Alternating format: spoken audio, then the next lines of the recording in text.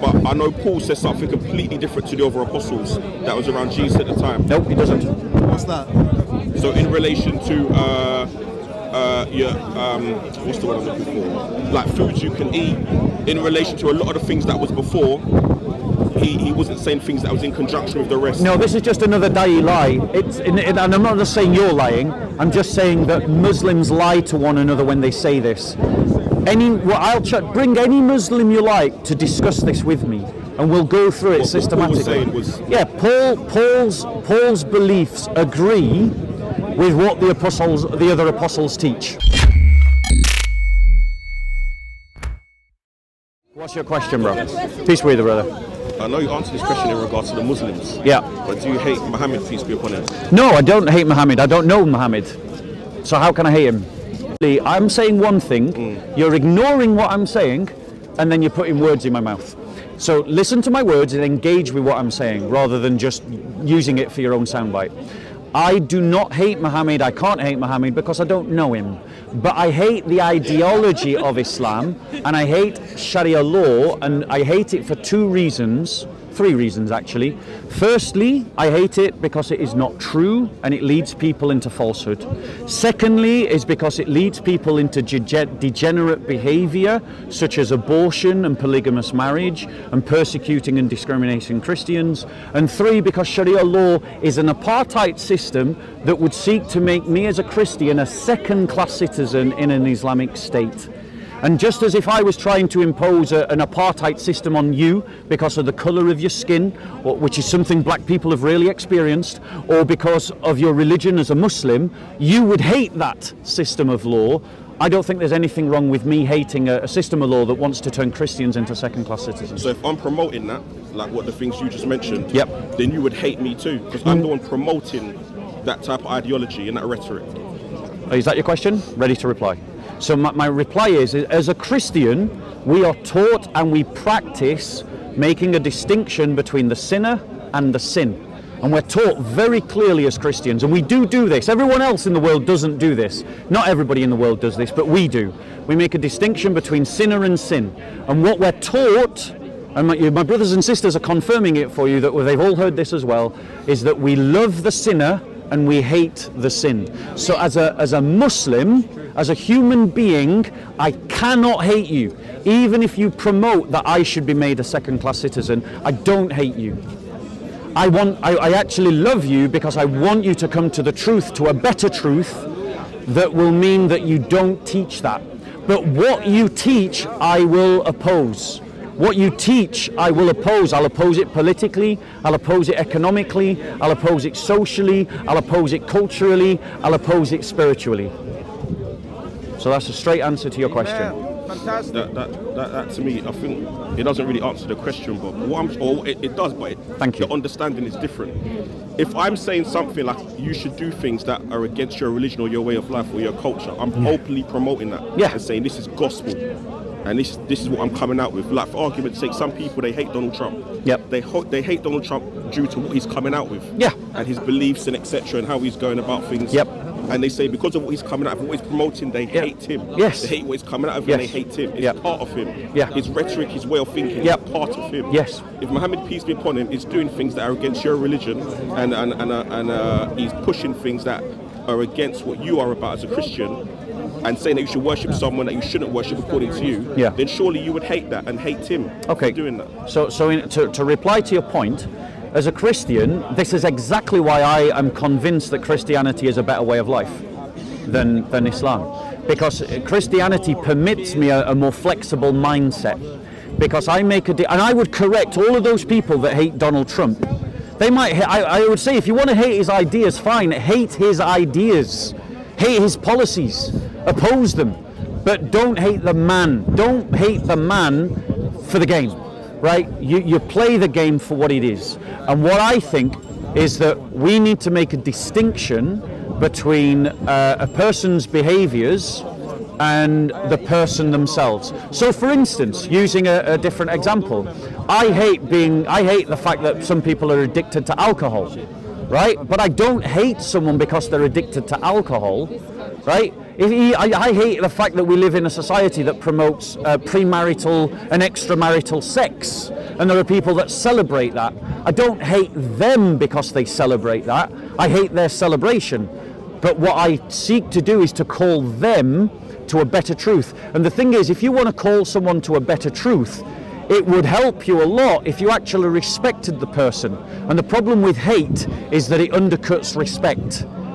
And that's the reason why Christians around the Islamic world under Sharia law have always experienced persecution and discrimination, is because Muslims are not taught to make that distinction, and so they hate not just the Christian religion, but also the Christians themselves. And that's why there are anti-Christian pogroms, churches being blown up, Christian girls getting kidnapped. But I would oppose that if it was ever done to a Muslim. So let me ask you a question, Bob. You mentioned a good point when you said you hate the fact that people are drinking alcohol and they're becoming alcoholics. Now, as a Christian yourself, would you say you hate what they're doing? Would you say that it's God-fearing for you to hate the brewery? Would it be wrong for you to say that you hate the brewery that is providing the alcohol for these people to commit sin and do their drunken behaviour with? Is that wrong for you to say that? Right, so this is a question where Christians and Muslims disagree, because I'm sure you know, within the Christian worldview, it's okay to drink alcohol. It's the abuse of alcohol that's condemned within the Christian faith.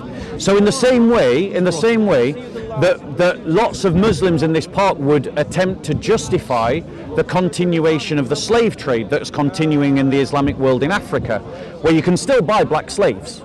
The Muslims would try to condemn that. They would just say, Muslims would try to justify that. They would condemn the abuses of it. And in the same way, I would condemn. Can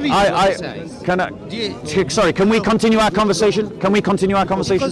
So I condemn the abuse of alcohol. That's what I condemn. So the breweries too? No. There's some, for argument to cut your story, Bob, there's some alcoholic drinks that some Christians don't go near, like the stronger drinks. So maybe wine they might accept, but the stronger alcoholic drinks, they're like, no, this is... So let me answer that question. Like, if it was up to me, I'd have tighter laws around alcohol, no doubt about it. Supermarkets wouldn't be able to sell it. You'd only be able to buy it in pubs, and you'd only be able to buy it with food. And you wouldn't be able to buy it past a certain time, and you would have to be there. You couldn't, like, if you were there solo, I'd have restrictions on how many drinks you could buy. Like, seriously, the drinking culture in this country is wrong. It's nihilistic. You know, English people literally have this idea that they have to live their week to the Friday and then destroy themselves on a Friday night with alcohol. They literally say that. I want to get annihilated this Friday. I'm going to destroy myself. They say that, and I'm against that, right? But for instance, just as I am opposed to that liberal attitude, I'm also opposed to Islam, because Islam permits slavery. Islam permits the buying and selling of human beings as slaves. And I oppose that, and that's a much greater evil than the abuse of alcohol.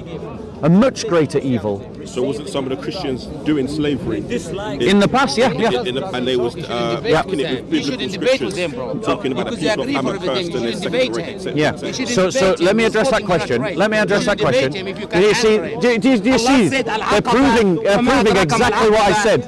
So to that brother that said that I was making it up, there you go. That's the kind of the behaviour that I'm attitude. Are you focusing on me? Just ignore him. He's got no manners. He's got no manners. So in answer to the question, I heard you the first time. I'm replying to it. No. Your brother was saying amen, hallelujah. Yeah. I wasn't saying nothing to him. Yeah. But he wasn't doing what he's doing. Fair enough. Right. So but he wasn't doing what he's doing. Right. My point to you is, did Europeans do slavery? Yes. Did we abolish slavery? Yes. Have Muslims done slavery for 1400 years? Yes. Have they abolished it of their own free will? No. The only time the Islamic world abolished slavery was when the Western world pointed a gun at their heads and said, stop it or we'll bomb your cities. That's when the Muslim world stopped slavery. Saudi Arabia has practiced slavery for 1400 years. The only time they stopped it was in 1962 or 1964, and they only did it because the UN, under Western pressure, said you either sign this treaty or we're going to collapse your economy.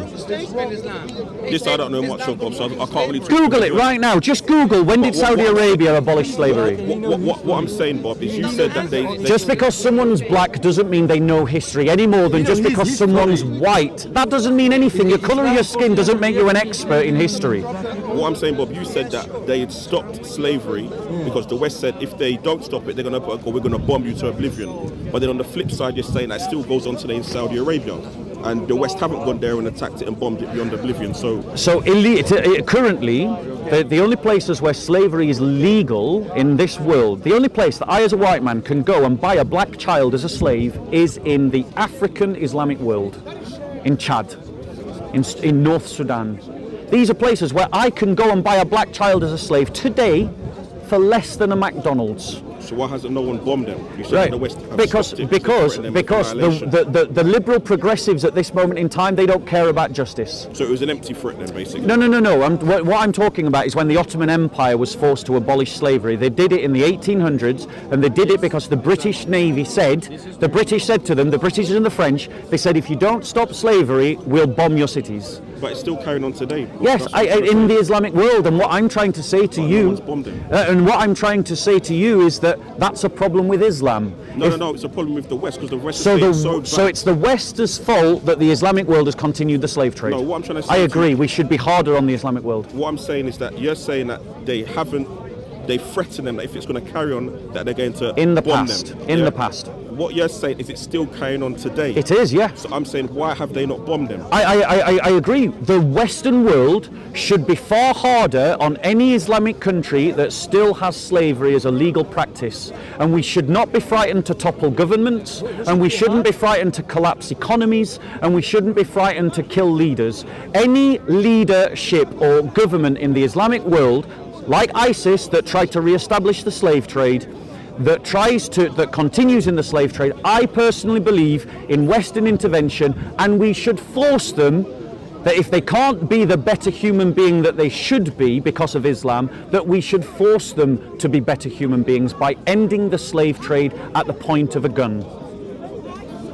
So when they was defending slavery in regards to the Hamites or the people of Ham and so forth, Yep. was that wrong of those Christian preachers doing that? Absolutely it was. And the thing is, what you probably don't know, but this is an interesting fact of history that you should go away and look at, is that in American museums they have what are called slave Bibles. And what happened is that when they gave the slave Bibles to the slaves, they actually took out huge numbers of verses because they realized that if they gave them the Bible without editing it, the people would read the Bible and realize that slavery is wrong. And you can see those Bibles in American museums today. They're called slave Bibles, and they're edited Bibles where they take out whole passages, entire chapters and verses of the Bible, because they knew if they just gave them the Bible without editing those verses out, the slaves would get the idea that slavery is wrong. And that says to you everything you need to know about the Bible. So yes, those slave owners and slave traders that said, you know, that slavery is okay because of the curse of Ham, they were wrong, utterly wrong. And interestingly, that interpretation is a very late interpretation, and it comes actually out of the Enlightenment, because the categories of race that we all think in today isn't actually a Christian idea, it's an Enlightenment idea. Christians had no concept prior to the Enlightenment of these categories of race. Nobody did. But it talks about different cultures in the Bible. Different cultures, So different the nations, Hamites, yes. It talks about different nations. and- Yep. So what I'm trying to say is, it talks about, not that I'm completely clued up on this, but it talks about some people, that some nations they're cursed, and they're not on the same level. Yeah. So the Gentiles, that it talks about other nations, and sometimes it talks about them in a derogatory way. So if you're going to follow what Christianity is teaching, then you're going to look at these people like they are second rate. Like, I'll give you an example. Some people often talk about the story of the Canaanite woman, Yeah. where Jesus did not want to help her because she wasn't an Israelite. Yep. She was a Gentile. Yep. He even referred to her as a dog. Yep. So we all know, even if we're lovers of dogs, that dogs are beneath us. We're not on the same level. Yep. If it was a matter of you dying and a dog dying, and you ask me which one should die, I would say the dog, simply because you're over the dog. You and the dog are not on the same level. Yeah.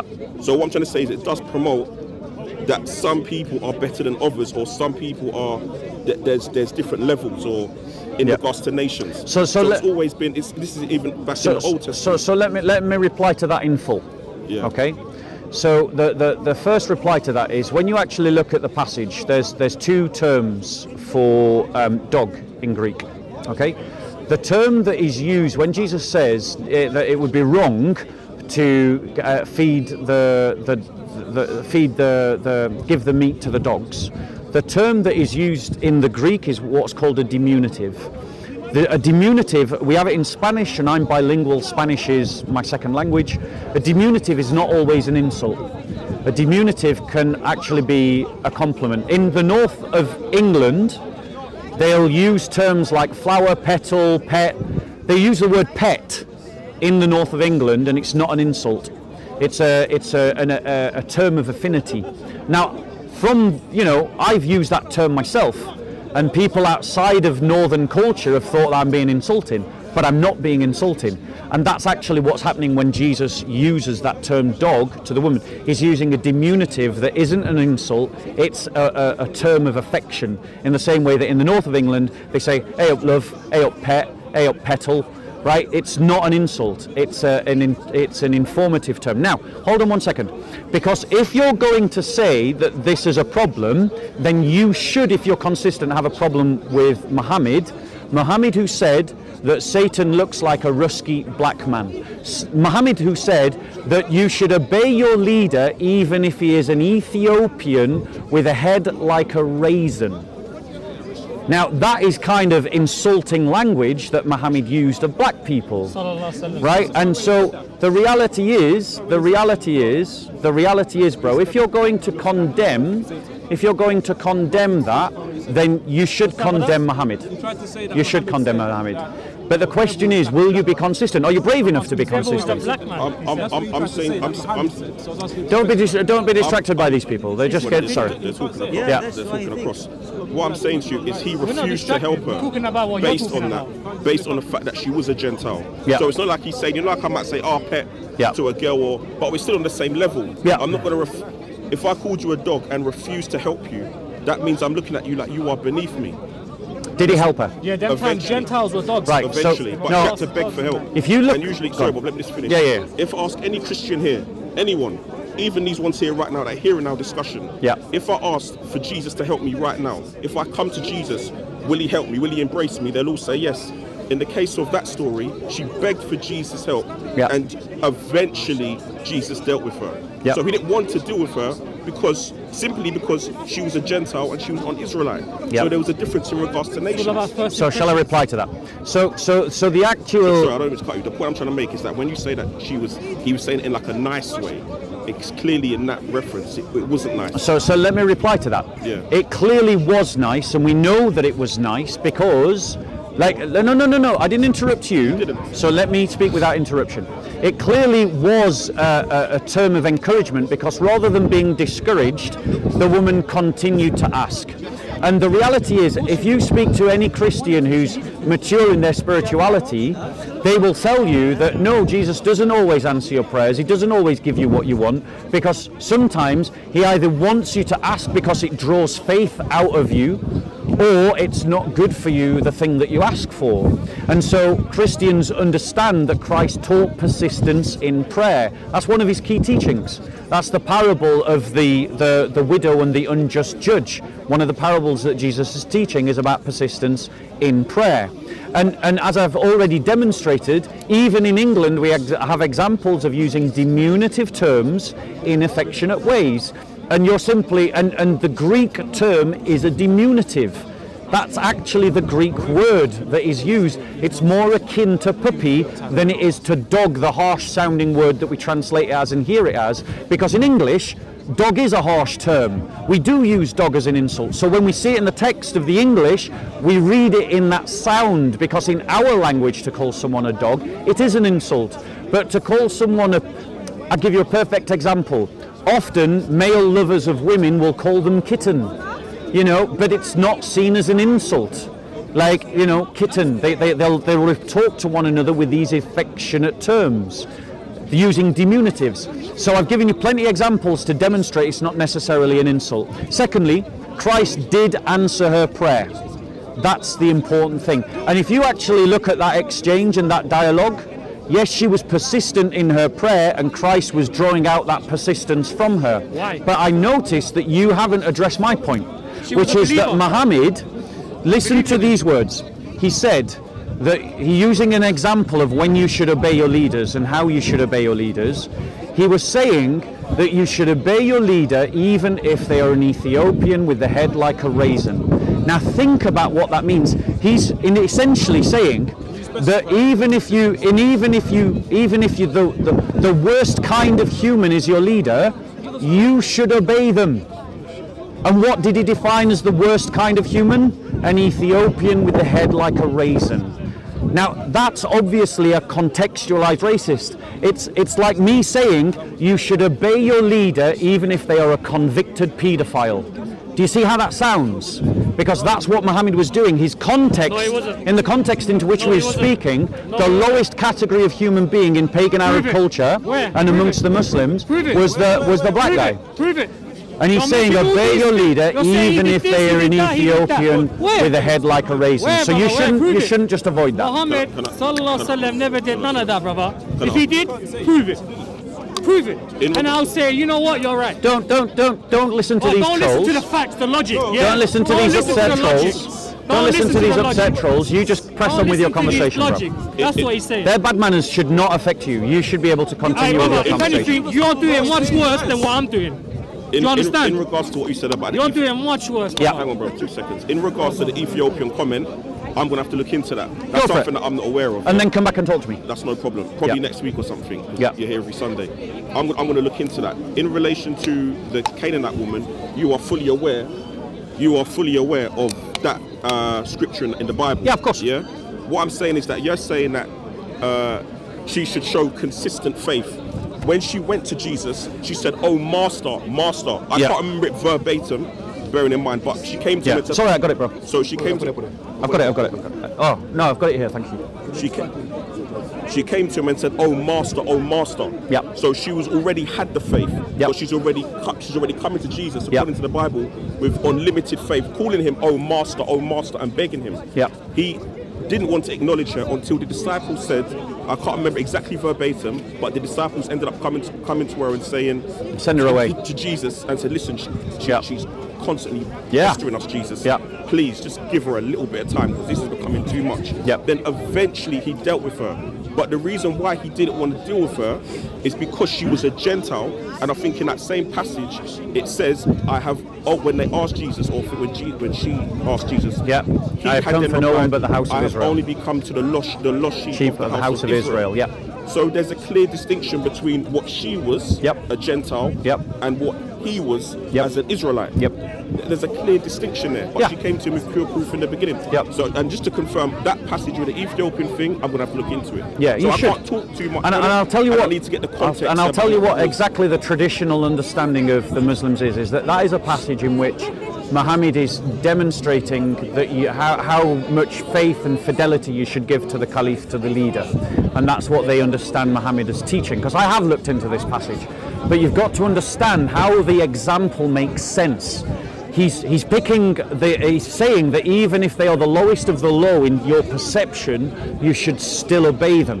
Which means that he was speaking into a racist culture in which attitudes towards black people were racist, but he's saying that even if the leader is an Ethiopian with the head of a raisin, which is quite insulting in and of itself, then you should still obey them. So that is essentially saying an old, wrinkly black man, because he's got wrinkles, and he's describing it as a raisin. Now, if I was to describe any old elderly gentleman who's black in colour like a raisin head in front of you, you would absolutely right to say that is an insult. And it was no less of an insult in the time of Muhammad.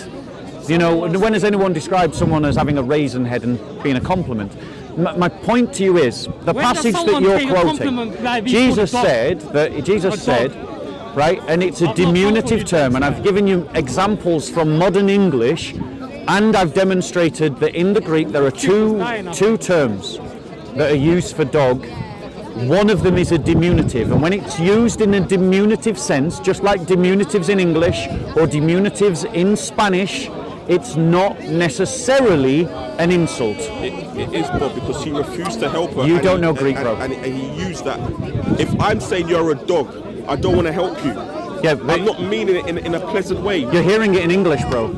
Even if I heard in ancient Aramaic, if there was dogs back then in Israel at the time of Jesus, peace be upon him. The text is in Greek. I'm trying to say they got it from the ancient Aramaic. Yes, so they translated it. Yes, exactly. So they translated it. Exactly. No, 1 second, because here's the right. Yeah, but the thing is, bro. Right. Yeah, I mean, okay. You finish your point and then I'll reply. So I'm not even going to be long. What I'm saying is, even in the time of Jesus, there was dogs about. Yeah. And I'm pretty sure there was no RSP shame back then where people dogs were very, very, even more so second rate back then than they are now. Because as you well know, that the animals of today, dogs, cats, they have rights. You can't just treat them anyhow or you'll get arrested. I can't just go and start strangling cats or skinning them in the street. Yeah. I would get arrested and probably sent to jail for that. Yeah. So what I'm saying is, even in the time of Jesus, the dogs were probably even lesser they was even more so. Yep. So what I'm saying is, Jesus refused to help her, and then he referred to her as a dog. So when you're saying that it's an diminutive, there was no way that could have been nice if he refused to help her and then called her that also. And then there was some talk about the crumbs falling off the table and stuff like that. Yep. So it's clear that she was of a lower class. Yeah. Because of her being Gentile. And also I was going to say to you, sorry, but I'm just going to land quickly. Again, I don't know in its entirety, but I'm sure Can you save your second point? Let me reply to your first point and then come back with you. The first. Yeah, can I just reply to that first though? Because I think we need to bring that to a conversation before you end that conversation before you bring up a new point. And the reality is the reality is that, you know, I've exemplified and demonstrated the terminology is diminutive in the Greek. It isn't an insult, and people did love their family dogs. Even back then, people loved their family animals, and it's not necessarily an insult. And the reality is, bro, that you can either chew that pill or not. You can either believe it or not believe it. But I've heard this argument before, and it's just not convincing because it doesn't have an understanding of the Greek, it doesn't have an understanding of culture, and it doesn't have an understanding of language. People today in English, lovers, men who love women, some of them call them kittens. It's a term within relationships even today. Why is Satan and you see the behaviour of your Muslim compatriot. Don't say Muslim compatriot because you just try to disrespect my prophet. He's insulted because of facts about your prophet that you need to look at. Because if you're going to look into that and you're going to find that what I'm saying is true, then you need to ask yourself whether this is someone you should follow.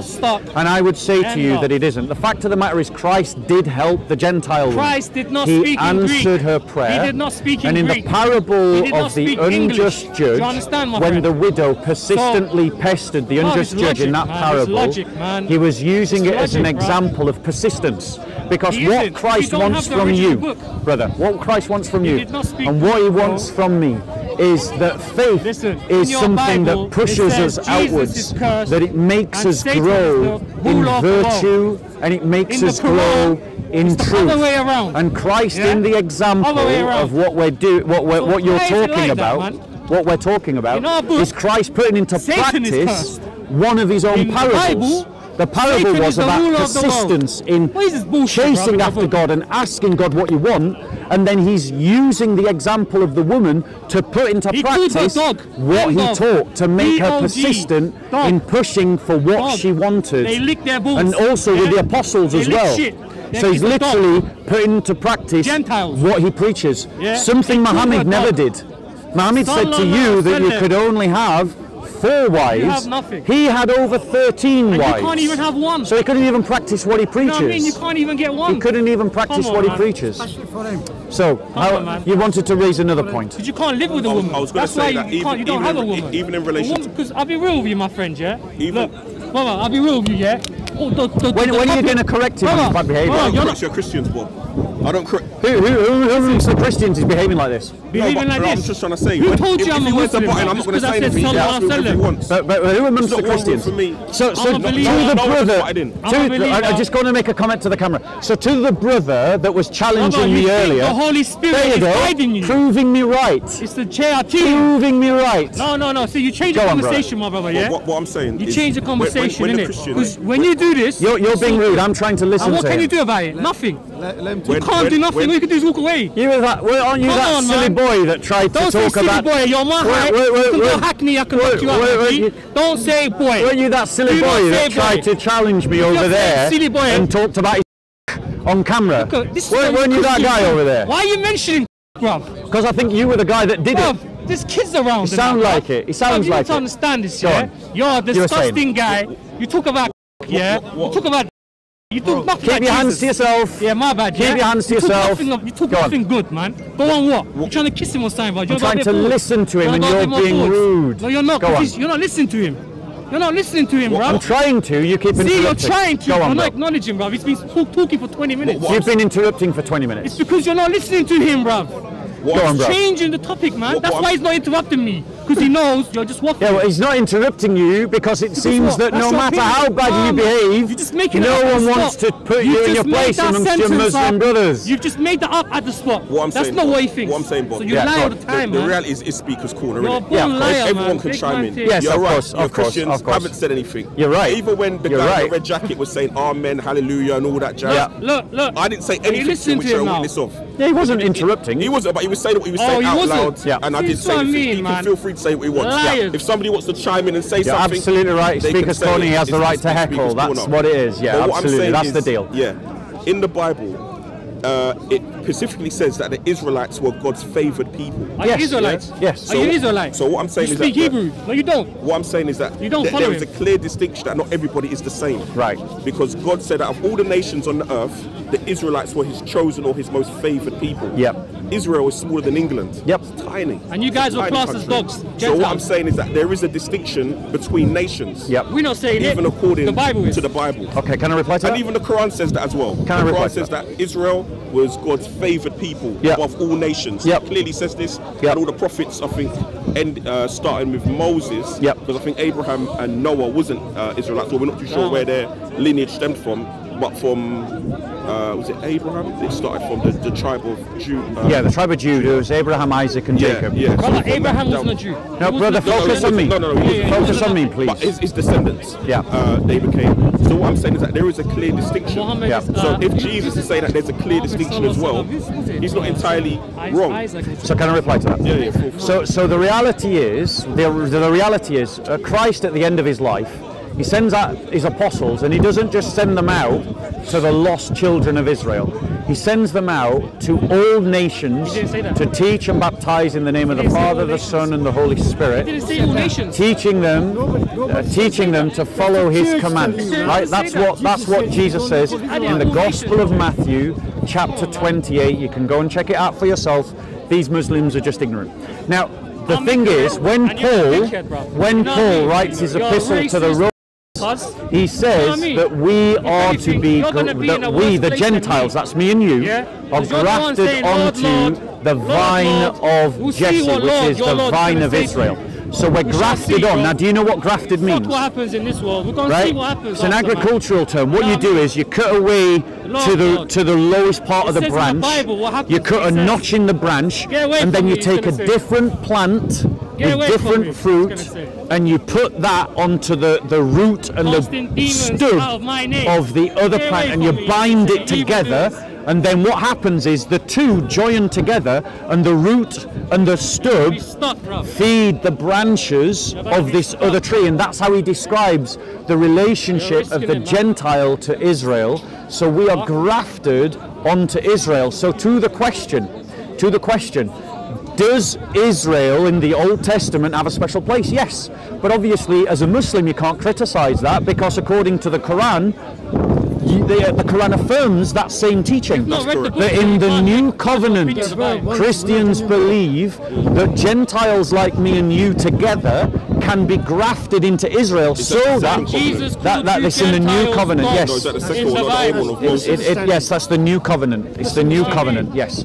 So in that new covenant is something where we become the confederacy of Israel, where you and I become joined together. But the point is, when I look at Islam, what I see is a religion that teaches that Arab culture is superior to our own. Let me give you examples. When someone becomes a Muslim, they take on usually they take on an Arab name.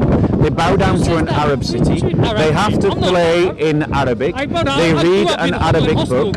Arabic customs become normal. There's plenty of Muslims who are not Arab that start dressing like Arabs, taking Arab names. They bow to an Arab city. They go on pilgrimage to an Arab city. They have to learn Arabic. What's up? God can't understand you in English? Who says you have to In do the that? Christian faith, in the Christian faith, Well, who says you have to your do culture that? and my You're culture, lying to whatever yourself, your man. culture is, whether you You're say it's lying to English yourself. or something else, your culture and my culture have equal dignity Your culture with was made Arab up, bro. culture, with Palestinian Jewish Your culture culture. was made up, bro. And what we are supposed to do is Take all it, of bro. us, Jews and Gentiles, filter our own culture to make it a better culture, a best kind of culture.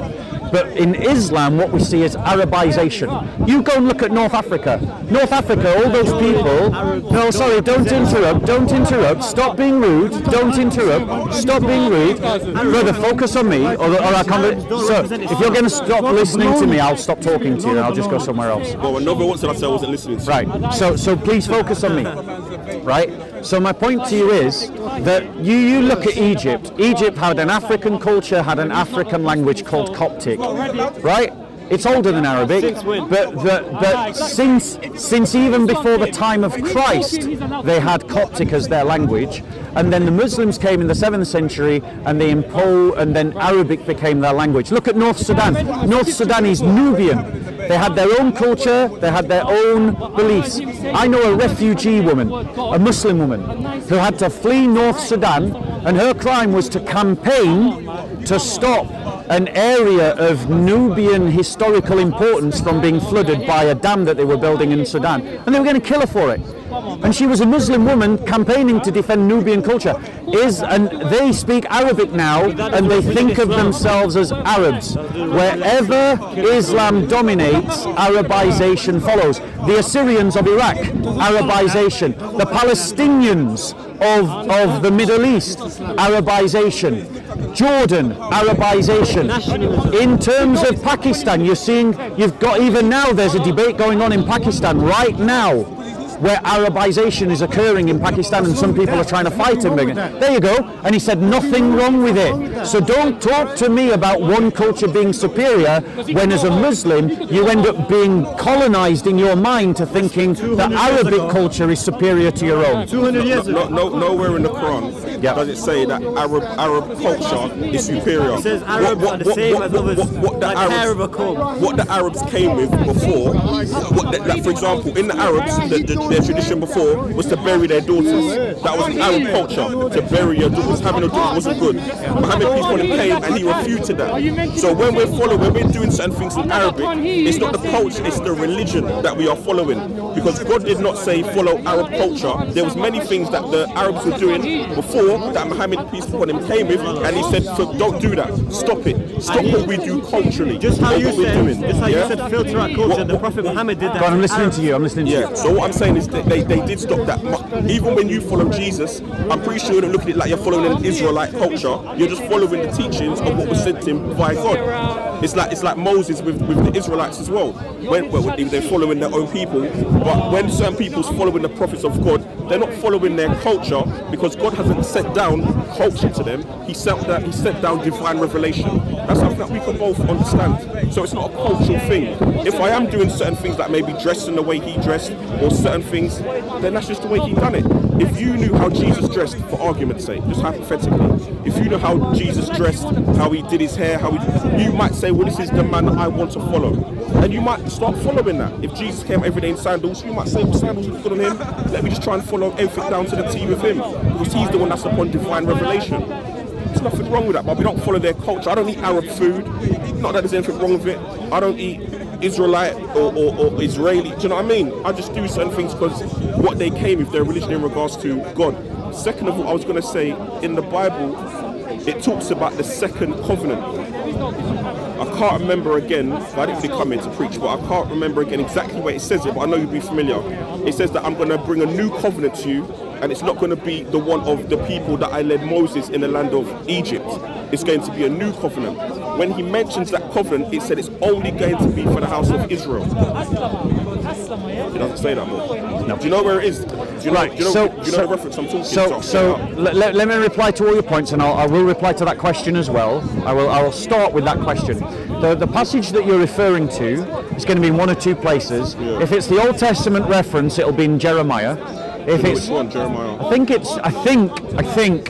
I think from memory, I'm guessing, but I've got a feeling Jeremiah 31, but I'm not sure. Could be wrong. There might not even be 31 chapters in Jeremiah. So if it's an Old Testament reference, it might be in Jeremiah. If it's a New Testament reference, Christ mentions the new covenant at the Last Supper, where he says that this is my body, which is given for you, do this in remembrance of me. And this is the cup of my blood, the blood of the new and everlasting covenant, which is shed for you and for all for the forgiveness of sins. So those are the two references that I think about. In terms of in Jeremiah, where he speaks about, he says that I will establish with you, Israel, a new covenant in which I will pour out my spirit and your sons and your daughters will prophesy. Now that new covenant is what Jesus inaugurates in the communion. But that new covenant is what he sends out his apostles into the world to teach and baptize all nations and all peoples to enter into. So we'll come to it, yeah. So that's to address that point. But the problem is with what you're saying is that I'm willing to accept that I can't point to a verse or a phrase that says that Arabic culture is superior to other cultures. I'm willing to grant you that. But the reality is that Islam does lead to Arabization, and the evidence is abundantly clear. All you need to look at it. Peace be with you, brother. The evidence is abundantly clear. You see Arabization amongst societies that convert to Islam. The Assyrians were not Arabs. The Phoenicians were not Arabs. The Palestinians were not Arabs, but they've all Arabized. The Copts were not Arabs. The Nubians were not Arabs. The Berbers were not Arabs, but they've all Arabized. So what actually happens is, because you believe that Allah can only speak to you in Arabic, you have to believe by consequence that it logically follows that you must adopt Arabic as a language of prayer. Because Muhammad was an Arab, and he is the best example in everything, then normative customs and attitudes of behavior that he did not directly contradict, like infanticide, do become exemplars of perfect behavior, and they're all Arab. So that is why Islam leads to Arabization. I have literally heard a Muslim say that there's nothing wrong with Arabization. When I said to him, when I gave these examples of Arabization, and he said, that guy that was there, he said, what, there's nothing wrong with that. Well, I want to tell you that there's a better way, bro. Whatever your culture is, and I do not claim to suggest that I know, I'm going to assume that it's English because we're speaking in English and we are in London, right? That our culture, right, assuming that we're sharing that culture, right, is something that is equal to Arab culture, that is equal to Palestinian Jewish culture. It's not that English culture and whatever culture you claim as your own is equal to Palestinian Jewish culture, i.e. the culture of Jesus, and it is equal to Arab culture. I actually love Arabic culture. I really like it. I genuinely do. But my point is that in Christianity we say that all cultures are equal. In Islam, by default, they say that you have to Arabize, and Muslims do Arabize. And you know as well as I do, when you go to the masjid, you're seeing people who are not Arabs acting like they're Arabs. Can I respond to that? Yeah. So we'll start with the first bit, yeah? Go on, I then. know we mentioned the stuff about Jeremiah, yeah? Yeah. Which you was right. It was Jeremiah 31. Yeah. If I'm not mistaken. Good to know I know some of my Bible. You do indeed. So you clearly don't know all of it. it says verbatim. Shall I wait for you to get it? Yes, please. Jesus cursed in your book and you couldn't answer, bro. Passage as well, yeah. You got it, my guy. All right. You know what I mean? Who you, my G? Don't talk to him like he's trying to give a. Okay, Jeremiah 31, verse 31. Yeah. Yeah, go on. It says, the days are coming. So this is Bible Gateway. Yep. Don't you think I'm saying anything Yep. that's not of Yeah, go on. So it says, the days are coming, declares the Lord, when I will make a new covenant with the people of Israel. Correct. And with the people of Judah. Yep. It will not be like the covenant I made with their ancestors Yep. when I took them by the hand Yep. and led them out of Egypt, Yep. because they broke my covenant, though I was a husband to them, Yep. declares the Lord. Yep. This is, so 33 now. Yep. This is the covenant I will make with the people of Israel. Yep. After that time, declares the Lord, I will put my law in their minds, and I will write on their hearts, and I will be their God. Yep. Don't you want me to continue, or is that enough? Right, so that you make good? your point now. We've read the passage. You make your point from that passage, and then I'll reply. So what I'm saying is, there in the Bible, correct me if I'm wrong, there's two covenants. It says there was the one of the time of Moses. Yep. And then there's going to be a new covenant. Yep. Yeah.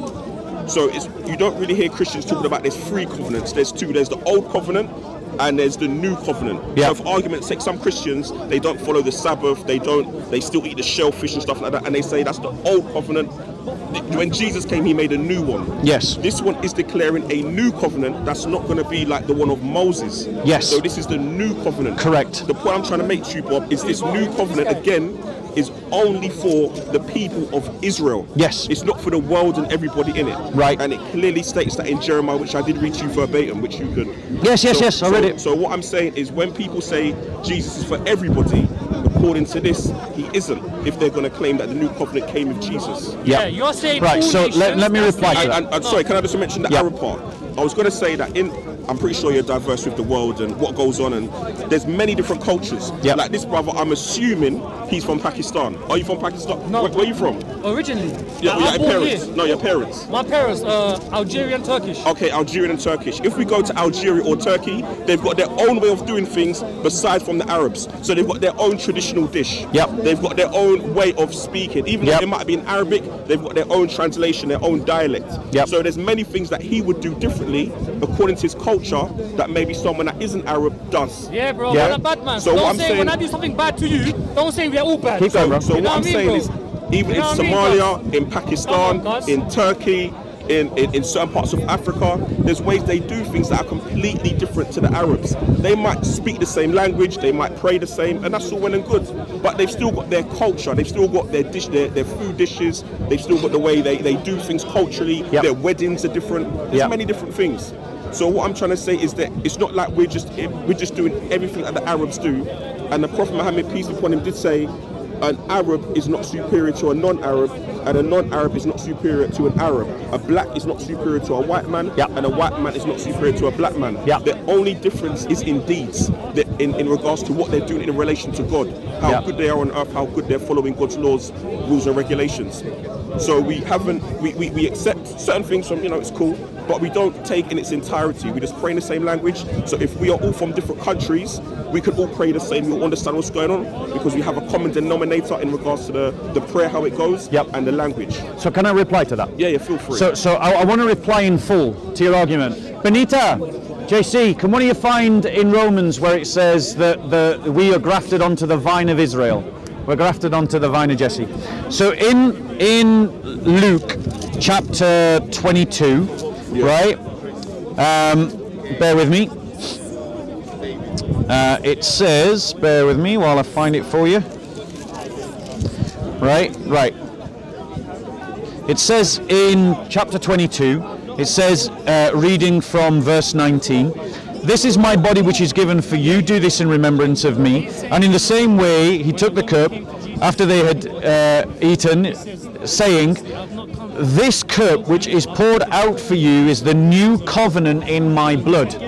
So that new covenant that's prophesied in Jeremiah, right? Jesus Christ is claiming that new covenant. Because there is only one new covenant that's prophesied in the Old Testament. It's not multiple new covenants, there's only one. And Jesus is now claiming it, and he's claiming to start it. And he's starting it at this point in time, right?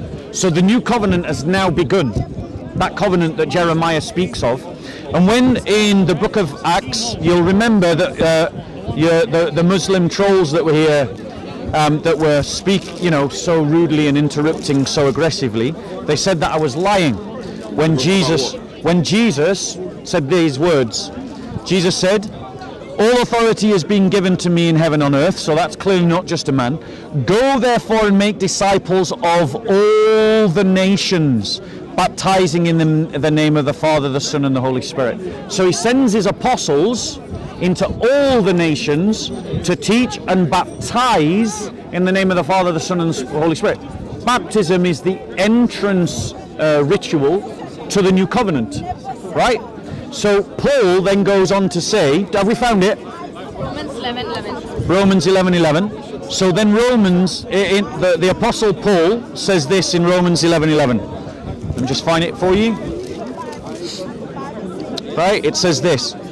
I say then, Romans 11:11, yeah? Yeah. I say then, they did not stumble so as to fall, did they? May it never be. But by their transgression, salvation has come to the Gentiles to make them jealous. Now if their transgression... 17:11. 11:17. Oh, 11:17, sorry.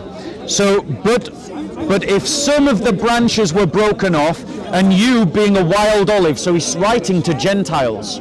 This letter is writing to Gentiles. Did Paul write this one? Yeah, Paul wrote this to a Gentile church in Rome, right? But if some of the branches were broken off, you being wild olives were grafted in amongst them and became partakers with them, them is the Jews, of the rich root of the olive tree. Do not be arrogant towards the branches, but if you are arrogant, remember that it is not you who supports the root, but the root that supports you.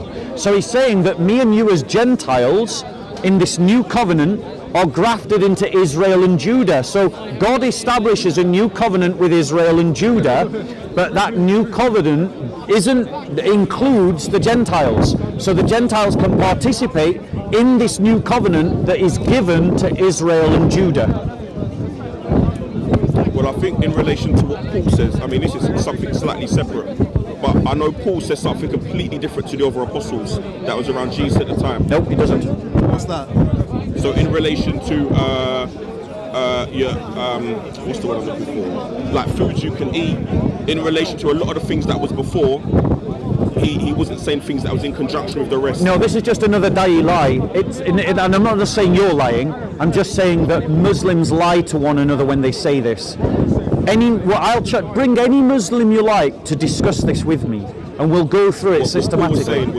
Paul's beliefs agree with what the other apostles teach. So the point is, this is just something Muslims say to one another, and no Muslim ever bothers to check whether that claim is true. The reality is, the furthest in terms of other epistles that you get from Paul's teachings at a prima facie level is James. But when you read James carefully in context, what he's criticizing people's misunderstandings of Paul's teachings. So he's not criticizing Paul. He's criticizing people's misinterpretation of Paul. That's what he's criticizing, right? So, and the reality is, just as Christ sent the apostles out to teach and baptize all nations, as I showed you. And it's not the 12 tribes. You would say the 12 tribes. Well, they're not the nations of Israel. They are, right? All nations. No, it says all. It goes out into all the world. All nations. I would say that would conclude. Sorry, I didn't mean to cut you. But I haven't finished. But go on. I would say that would conclude with Jeremiah. That those two would go hand in hand. Yeah. If it was only for the 12 tribes, because this covenant is what the prophet Jeremiah is saying. But remember, well, 1 second, because you did interrupt me. Remember, he said that the new covenant that I'm going to establish with you will not be like the Mosaic covenant. Would you agree that the Mosaic covenant was just for the Jews? Yeah, it was just for the Jews. So if you were going to establish a new covenant that was not like the Mosaic covenant, is one of the ways that you could make it different to say that it is for the Jews and non-Jews? Would you agree that that is different? That's one of the ways, but I don't think that was the way. Right. Well, the thing is, you then have to square your teaching with Christ's teaching. No, because in here it strictly says that new covenant. Yep. That in Jeremiah 31. Yep. That new covenant. Yes. Even because you say that one of the teachers it could be for other people now. Yeah. But in this covenant, it strictly says it's just for the house of Israel. No, it doesn't say that. I'll get it up again. Yes, I read it, but it didn't say just. Where was solely for Israel and Judah? Right, let me get him to read. Right. Well, one second. He's not biased, No, he's you're Christian. talking to me. All right, can you read it then? So you're talking to me. No, it's not because when he said Right, what he said, let's talk. I didn't want to get a Muslim to read it. Right. No, look, bro. I read the passage with you. Can I read it again with you? Yeah. Show me where it says to the exclusion of all others. All right. So what I'm saying, I'm gonna read it to you again. Yeah. So it said the day. Just Jeremiah. I've got it. Yeah. 31. So the days are coming, declares the Lord, when I will make a new covenant with the people of Israel and with the people of Judah. That's what I said. When it said all nations, it would coincide with each other if it was talking about the 12 tribes of Judah. Yeah. But it said with the people of Israel and with the people of Judah. Yeah. We all know they've dissected into 12 sects.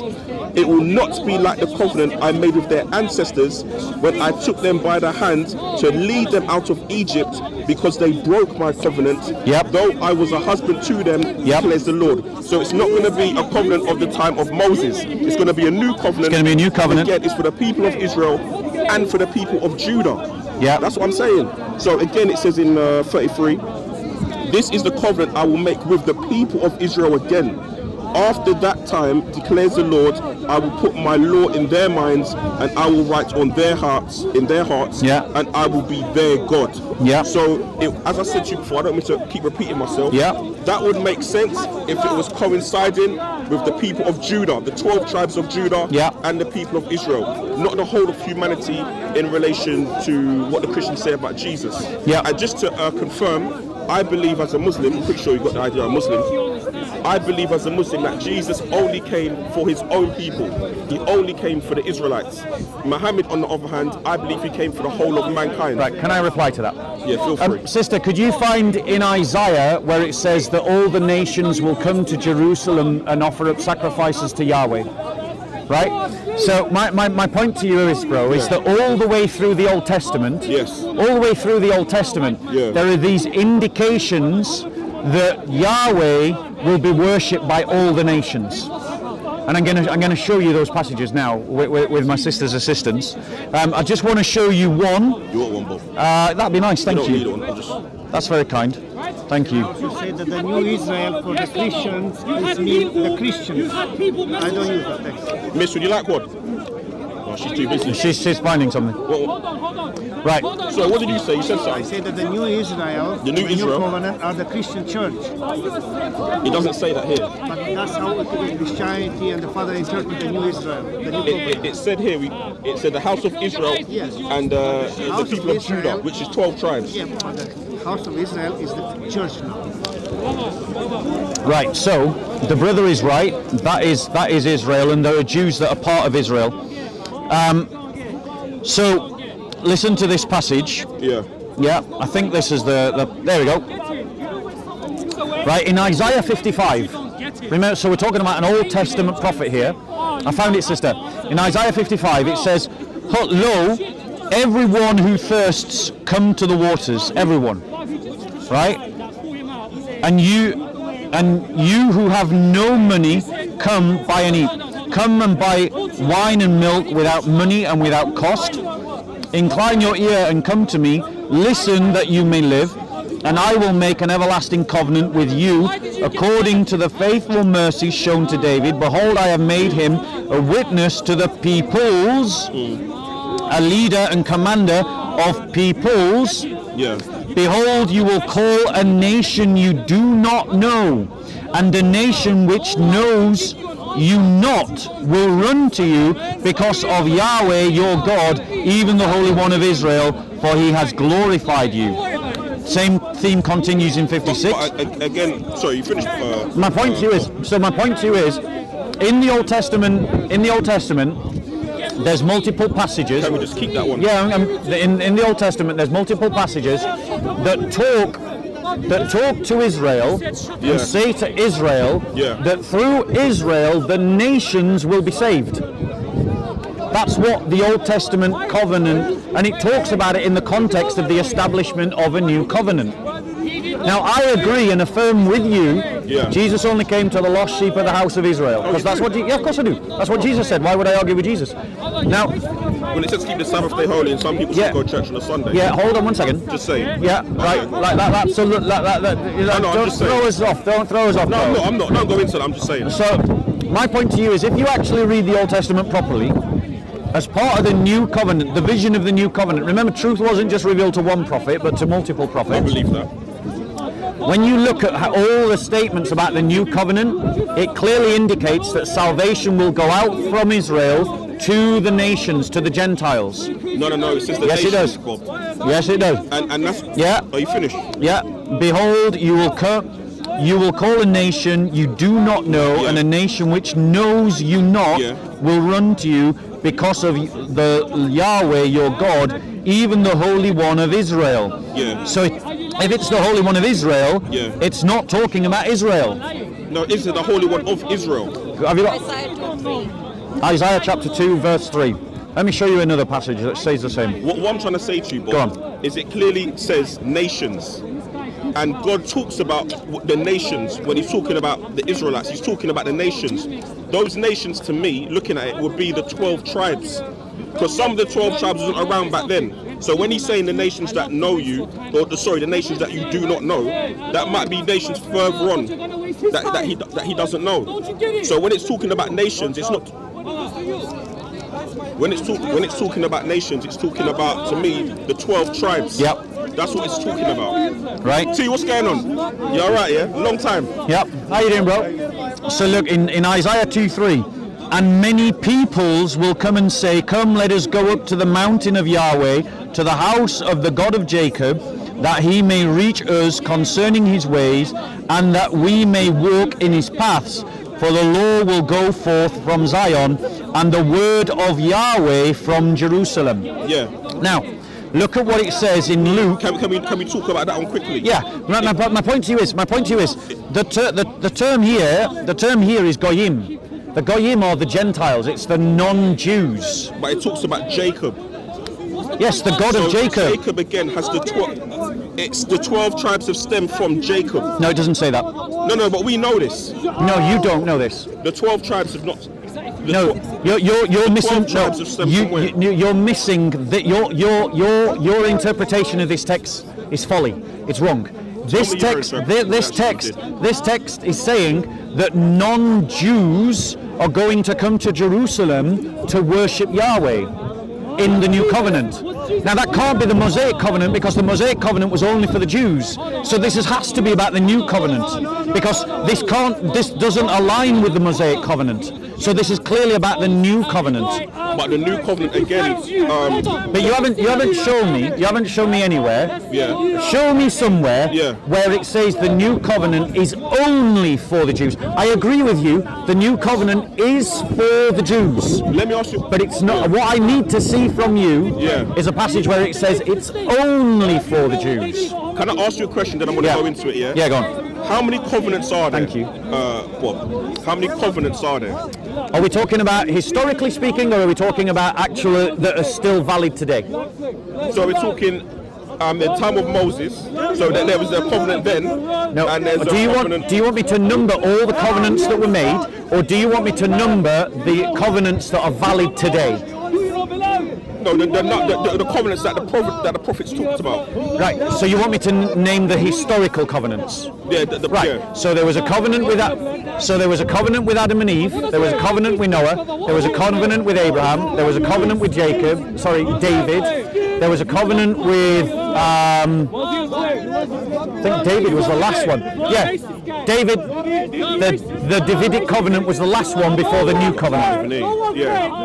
The Davidic covenant was the last one before the new covenant. What I'm saying to you, Bob, is when I speak to Christians, Yeah.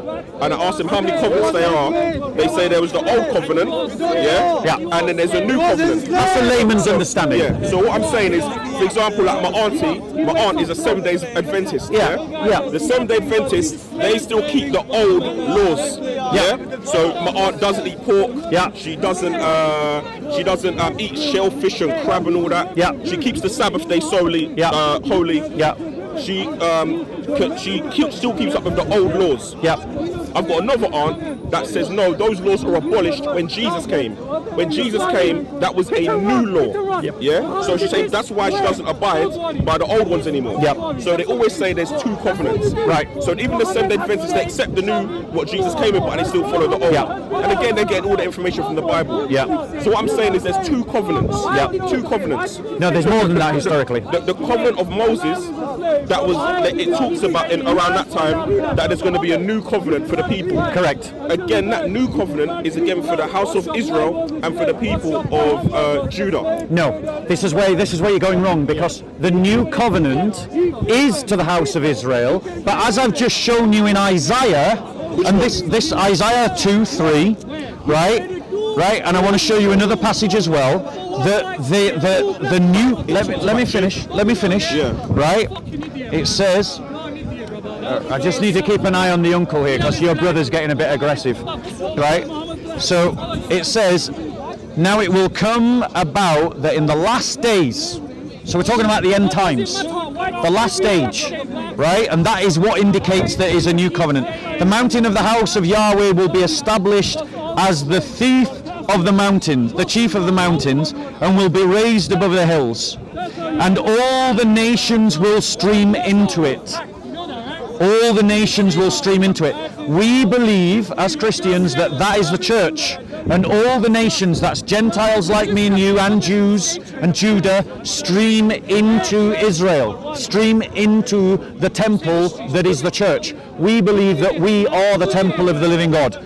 And it says, and many peoples will come and say, come, let us go up to the mountain of Yahweh, to the house of the God of Jacob, to the house of the God of Jacob. So it's saying that Gentiles like me and you will go to the God of Israel and inquire into his ways. And that is what we Christians believe happens when someone becomes a Christian. We Christians go on pilgrimage to Jerusalem. We go to the house of Israel. We go to Jacob. We go to the land of the patriarchs, and we inquire into the ways of Christ, who is the Jewish Messiah. And because the Jewish Messiah is establishing an old covenant for all nations, which clearly that doesn't fit with a Mosaic covenant. That's not a Mosaic covenant there. Because the Mosaic covenant, as you rightly identified, and I agree, is just for the Israel. But the new covenant is also for Israel and also for Judah. So Jeremiah 31 is still correct. But as you can see in Isaiah 2, 3 and 2, and another passage I'm going to show you. Hang on, before we go, hang on. We'll come back to it. We'll come back to it. Remember you done that to me. You said, can I just mention the Yeah, don't worry, I've got a marker there. But I just want to, and I'm going to even let you reply. I just want to put my thumb in the next passage, right? Christ is seen as the fulfillment of this promise, right? He is the one that all nations. Are you all right? You seem distracted. Well, it's a lot of noise, Bob. You know that. Yeah, right. So Christ is the one who is the one that is bringing about the salvation of the world, and we see that in Zechariah's prophecy. So this is a New Testament prophecy where he says, listen, blessed is the Lord God of Israel, for he has visited us and accomplished the redemption for his people, and has raised up a horn of salvation for us in the house of David his servant, as he spoke by the mouth of his holy prophets from of old, salvation from our enemies and from the hand of all who hate us, to show us mercy towards our fathers, and to remember his holy covenant, the oath which he swore to Abraham our father, to grant us that we, being rescued from the hand of our enemies, might serve him without fear in holiness and righteousness before all our days. And you, child, will be called a prophet of the Most High, for you will go before the Lord to prepare his ways. So this is, Zechariah about John, right? But then down here it says, because of the tender mercy of our God, which is with which the sunrise from on high will visit us, to shine upon those who sit in darkness and the shadow of death, to guide our feet in the way of peace. So he's seeing John as being the forerunner to a light that will enlighten those in darkness. The Israelites did not see themselves as the ones in darkness. Can I respond? Yeah, go on. Yeah. Let me respond to this one first, yeah? Yeah. The one that we started from. 2 and 3. In this year, it says, now it will come about that in the last days, the mountain of the house of the Lord will be established in the chief. Sorry, the word which Isaiah, the son of Amos, saw concerning Judah and Jerusalem. Correct. So again, it's just referring to Judah and Jerusalem in this passage. But you're not listening to anything I'm saying. You have to understand, Bob, even when you mention the part about Zechariah, or Zachariah, funny enough, that's my name. When it mentioned that Zachariah was an Israelite, that covenant was still always about him, because they was God's favored people. So it's whether you're talking about David, whether you're talking about Isaiah, these people are Israelites. So the covenant was concerning them.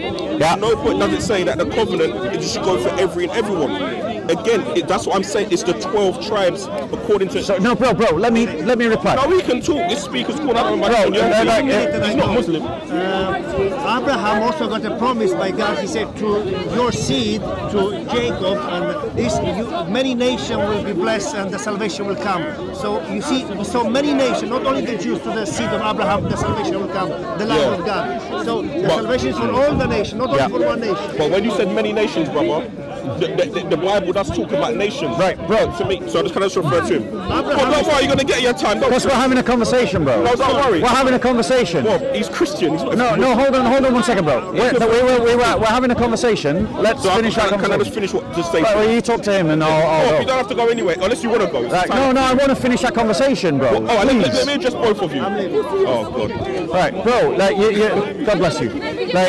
Bro, right, the reality... Team you. No, the point is, bro, your point is, you're utterly ignoring what I've said to you. Listen, no. It is making sense, you're just ignoring it. No, listen. I have not denied the fact that Judah and Israel are part of this new covenant.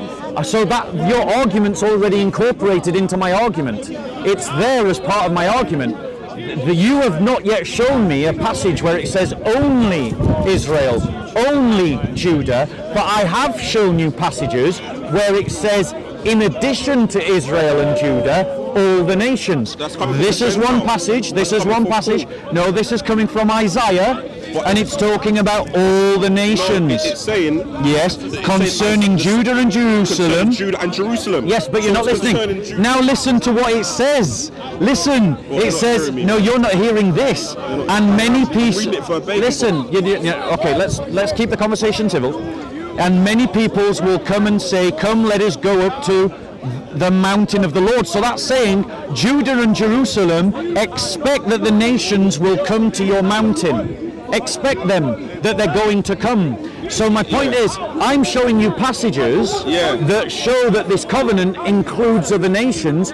You have not shown me any passage that says that it is only to the Jews and Israel. Let me finish. I'm going to show you another passage now that you can ignore as well. No, don't listen, look. In Luke chapter 2, it says, "Now, Lord, you are releasing your bondservant, depart in peace according to your word. For my eyes have seen your salvation, which you have prepared in the presence of all peoples, a light of revelation to the Gentiles." Are the Gentiles Jews? No, they're not. Are they receiving a revelation? According to Luke, they are. And who is that revelation? What do you mean, who is that revelation? Right, this passage, who is it talking about? It's talking about the Gentiles. It's talking about, who is the passage that this is talking about? Maybe you don't know the Bible. This passage is chapter 2. It's referring to Jesus Christ. This is a prophecy about Jesus Christ, and he's saying that Jesus Christ is a light of revelation to the Gentiles. Now, do you accept, according to the Bible, that Jesus establishes a new covenant and is a revelation to the Gentiles? No, I don't accept that. Do you accept that the Bible is teaching that? It's teaching it, but I don't think it's correct. Thank you very much. So I have now established, according to my scripture, that the new covenant that Jesus establishes, that is a revelation to the Gentiles, that goes out from Jerusalem, that makes the nations come to the mountain of Jerusalem, is the new covenant. This here, so you came with it. Are you finished, by the way? I just want you to show me a passage where it says only Israel, only Israel. In here, this is the word which Isaiah the son of Amos saw concerning Judah and Jerusalem. Correct. This is concerning the people of Judah and Jerusalem. Correct. And what's it saying to them? Not the Gentiles, Bob. Do English literature. What is it saying to them? You've been insulting. Not once have I insulted you, Bob. No, I'm not. You get insulted on a regular basis. All right, you're okay. You know you do. If that seemed a little harsh, I'm sorry. I wasn't trying to be insulting. Right? What I'm saying, Bob, I just want to finish my point. Yeah. This is concerning Judah and Jerusalem. I agree. So it's not concerning the Gentiles. No. If I'm writing a letter concerning you and your family, that just is just for you and your, not for this man. Right. Just for you and your family is what it's concerning. Let me reply to that point. Because I agree with you that Isaiah is addressing Israel. Yes. But what you're not hearing is what he's saying to Israel. What he's saying to the Israelites, what he's saying to Judah and Jerusalem, he's saying to them that many peoples will come and say, and that word there is a reference to non-Jews, will come and say, come let us go up to the mountain of Yahweh, to the house of the God of Jacob. So non-Jews are going to come to the house of Jacob. It says here, now it will come about in the last days that the mountain of the house of Yahweh will be established as the chief of the mountains and will be raised above the hills, and all the nations will stream to it. If it's already addressing the Jewish people, then it's got no reason to say all the nations. The fact that it's saying all the nations means it's talking about other people, not Jewish people. And what I'm trying to say to you, Bob, is when it's saying all the nations, again, as we write, I think it's just we're just not going to agree on this. But when it's saying all the nations, to me, and also to you, there are 12 different nations, all under the one seed, but there's 12 different nations. So if I'm saying there could be 12. I can't use that in that context. There's 12 different nations of those people. So it widens out into 12 different segmentations. They were the 12 tribes. So that's what I'm saying. That's what I accept that to be. Right. And again, I would accept that, Bob, because again, I'm Muslim and I believe that the prophets that the Bible speaks of, taking away Noah and Abraham, right, they were sent only to their own people. So I believe that whatever coincides with Islam, because I can take from the Bible as long as it coincides with my belief, right, and because I believe that my belief is superior, the same way you believe your Bible is more superior. Yeah. So to me, it would make sense, and to me it does make sense if when it's talking about all nations, it's simply talking about the 12 nations, because it's not just one people. That it spreads out, it branches out far and wide. So that's what I believe. So my point to you is that you have not, and I challenge you openly now. The only way, go away and do your homework. Show me a knockdown verse that says that the new covenant is only to the people of Israel. I showed you. No, you haven't. You haven't shown. But I read Jeremiah, and it didn't say only to the Jewish people. It mentioned the Jewish people. Let me finish. I didn't interrupt you. You showed me Jeremiah, and Jeremiah doesn't say only the Jewish people. It says to the Jewish people that God is going to establish a new covenant. But it doesn't say that that new covenant is only to the Jewish people. And as we already agree, other prophets talk about the new covenant as well. And the other prophets talk about all the nations coming to worship Yahweh. And in the book of Luke, it says that Jesus Christ is a light of revelation to the Gentiles. And in the book of Matthew, Jesus Christ sends out his apostles to teach and baptize all the nations. And in the book of Revelations, which is a passage we haven't got to, but in the book of Revelations, it says all the peoples. In the book of Daniel, in chapter 7 of the book of Daniel, when it talks about the messianic prophecies, it says all the peoples of the world will bow down and worship him, i.e. the Messiah. All the peoples of the world. So again, that's part of the new covenant. And I'll show you that passage as well, just so you can see it with your own eyes. My point to you is... I'm going to disagree. It's interesting hearing what you have to say but the about point is you're disagreeing because you've got an Islamic polemic taught to you by Muslims and it isn't standing up to scrutiny and you're simply asserting it in the face of contradictory evidence. Bob, just based on what you just said there, if I ask a Jewish guy now, because they're still expecting a Messiah to come. I've debated them all the time, bro. I've never seen that. Yeah. I haven't really watched the channels. What I'm saying is, if I ask a Jewish guy now, I'm pretty sure there's one in the park somewhere, and ask them, who is the Messiah coming for?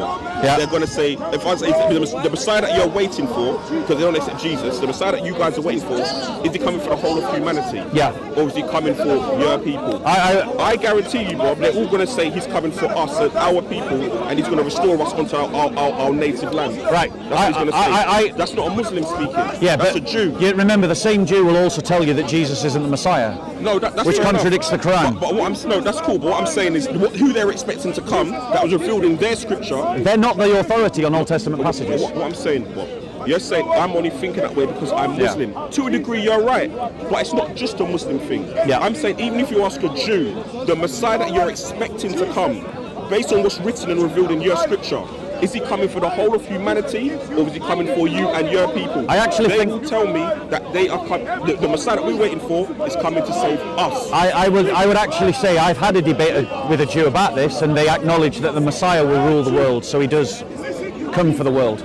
No, come for his people. He comes for the world. Rule the world and come for his people. Yeah, he comes for the world. But let me show you this passage, because look, I've never heard that. Let me show you this passage in. I'm prepared to ask a okay, yeah, go for it. Go in Daniel.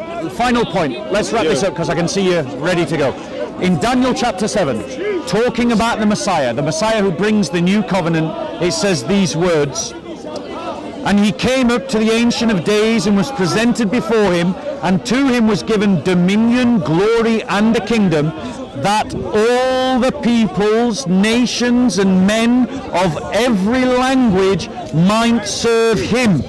His dominion is an everlasting dominion which will not pass away." Now let me ask you this question. Do you not agree with me, because this is how I read this, that that's saying that the Messiah will be served by all the nations of the earth and all the peoples of the earth? The 12 tribes. That is not what it says. No, but I'm reading what Jeremiah is saying. No, that's not what Jeremiah is saying. I'm reading what a prophet is saying. You're doing what you're doing is eisegesis. You're reading into the text something that is not there. No, because you're saying, Bob, you're saying showing where it's only for the Israelites. And you haven't shown me. Sorry, only for the people of Israel. Only for the people of Israel. And you haven't shown me. I believe here, Bob, this is what I believe. I believe there's two covenants. There's the older one, and there's what Christians say is the new one, what Jesus came with. Yeah.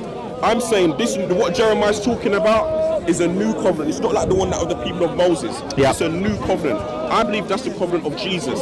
That says again, the days are coming, declares Lord, and I will make a new covenant with the people of Israel. Correct. And with the people of Judah. Correct. I believe that's the covenant that Jesus came with. But it doesn't say, one second, because what you're missing, bro, what you're missing in that is that it doesn't say, what? No, am I shouting a bit? I feel like I'm shouting. No, you're not shouting.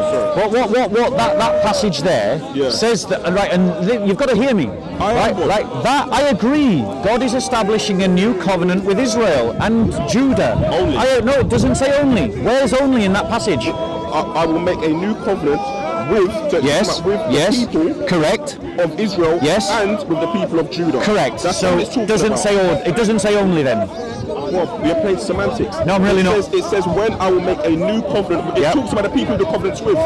With the people of Israel and with the people of Judah. Right. It will not be like the old covenant. Correct. The old covenant. What was one of the unique features of the old? What was one of the unique features of the old covenant? What do you mean? There were loads of. Yeah, there was loads of unique. But the key feature of the Mosaic covenant was it was only for the people of Israel. And it states here again, a new one's going to be as well. But it says it's not like the Mosaic covenant. It isn't. Yeah, you're right, Bob. Thank you. But then it also says, can I finish? I don't mean to cut you. Wait, because the thing is... Can I make this point? Yeah, go. Please, sorry. Yeah. I know you want to go too. When I make it says here it's going to be a new covenant. It's not going to be like the old one, it's going to be a new one. But the same rules still apply. It's going to be with the people of Israel and with the people of Judah. Yes. It will be with just those people. It won't be the Gentiles. Right, but hold on. There's a couple of things you're missing there. Firstly, that passage doesn't say only.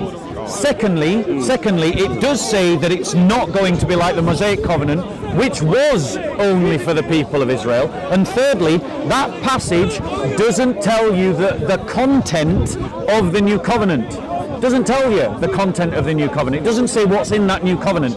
For the content of that new covenant, you have to look at the other passages that I've tried to show you. And the other passages that I've tried to show you, I'll list them for you again. Isaiah 55, Isaiah chapter 2, verses 2 and 3, Isaiah 55, the entire chapter, Daniel chapter 7. And in those three Old Testament passages, when it talks about the new covenant, it makes it explicit that that new covenant is going to be for everybody, that everyone will worship Yahweh's God. And then in Luke, I showed you that Jesus is called a revelation unto the Gentiles. Jesus himself says that he is establishing the new covenant, and he sends his apostles out to the nations to teach and baptize. None of those passages that we've read, not one of them, ever says it's just the 12 tribes of Israel. That's what you read into the text, and you read into it, not because it's there in the text, but it's because what some Dai told you. No, not Dai. As I said to you before, Bob, even with the Jews, if I ask the Jew, the Messiah that's coming to you is coming for everyone. Obviously, you can't even join Judaism. They're not really going to accept it. We all know that because they believe it's a bloodline thing. But you can join it. You can, but they don't really promote it like that.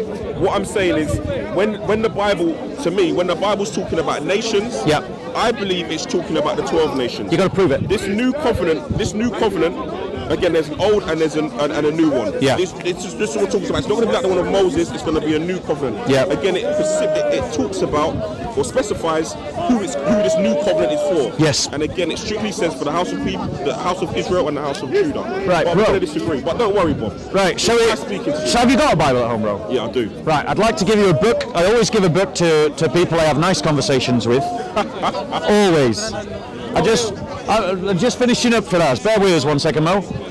So I just want to give you a gift as a sign of appreciation of the civil way that you've conducted yourself, and I've really enjoyed the conversation. Yeah, likewise. Yeah. So this is for you. This is my gift to you. Make sure your people on the YouTube channel give me a hard time in the comments. I can't vouch for what they do. I can't control their behaviour. No, but you was telling me the Muslim guy, my fellow brother, he was acting up. Well, you saw it on camera, bro. It was like I did, but I'm just saying you have to tell your people now. I see the comments are terrible. Be nice. Be nice. Be nice. Right? But hey, have a read of it, bro. Because honestly, I believe that. My closing thought to you is that you're trying to sustain something that's not supported by the evidence, and that's called eisegesis. What you need to practice is exegesis.